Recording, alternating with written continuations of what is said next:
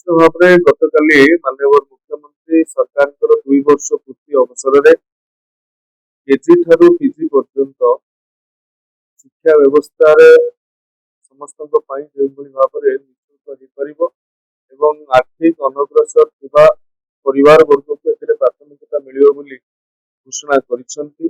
ଏ ଏକ ସ୍ୱାଗତଯୋଗ୍ୟ ପଦକ୍ଷେପ ଏବଂ ମାନ୍ୟବର ମୁଖ୍ୟମନ୍ତ୍ରୀଙ୍କୁ ଅଶେଷ ଧନ୍ୟବାଦ ମଧ୍ୟ ଜ୍ଞାପନ କରୁଛି। ଗୋଟେ ରାଷ୍ଟ୍ର ବା ଗୋଟେ ରାଜ୍ୟ ଯଦି ବିକାଶ ଶୀର୍ଷକୁ ଯିବ ତାହେଲେ ବିଶେଷଜ୍ଞ ମାନେ ମତ ଦିଅନ୍ତି ଦୁଇଟି ବର୍ଗ ନିଃଶୁଳ୍କ ହବା ଦରକାର। ଗୋଟେ ହେଉଛି ସ୍ୱାସ୍ଥ୍ୟ ଆଉ ଗୋଟେ ହେଉଛି ଶିକ୍ଷା।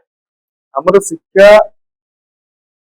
ଉଚ୍ଚଶିକ୍ଷା ପର୍ଯ୍ୟନ୍ତ ଉଚ୍ଚଶିକ୍ଷାକୁ ଆସିବା ପର୍ଯ୍ୟନ୍ତ ପାଖାପାଖି ନିଃଶୁଳ୍କ ଥିଲା। ସରକାରୀ କଲେଜ ଗୁଡ଼ିକର କଥା କୁହନ୍ତୁ ବା ନୋମିନାଲ ଫି ରହୁଥିଲା। ଆଜିର ଦିନରେ ମାନ୍ୟବର ମୁଖ୍ୟମନ୍ତ୍ରୀ ଯେତେବେଳେ ପିଜି ପର୍ଯ୍ୟନ୍ତ ପୋଷ୍ଟ ଗ୍ରାଜୁଏଟ ପର୍ଯ୍ୟନ୍ତ ଶିକ୍ଷାକୁ ଫ୍ରି କରିବା ଛାଡ଼ ଯୋଉ ଶୁଳ୍କ ଅଛି ତାକୁ ଛାଡ଼ କରିବାର ଘୋଷଣା କରିଛନ୍ତି। ସିଧାସଳଖ ଡ୍ରପ୍ ଆଉଟ୍ ହାର କମିବା ସହିତ ଜିଆର୍ ବଢିବ ଏବଂ ଓଡ଼ିଶାର ଯୋଉ ଦୀର୍ଘ ଦିନ ଧରିକି ଶିକ୍ଷା ବ୍ୟବସ୍ଥାରେ ଗୋଟେ ବ୍ୟାପକ ପରିବର୍ତ୍ତନର ଆବଶ୍ୟକତା ଥିଲା ତାହା ସମ୍ଭବ ହେଇପାରିବ ବୋଲି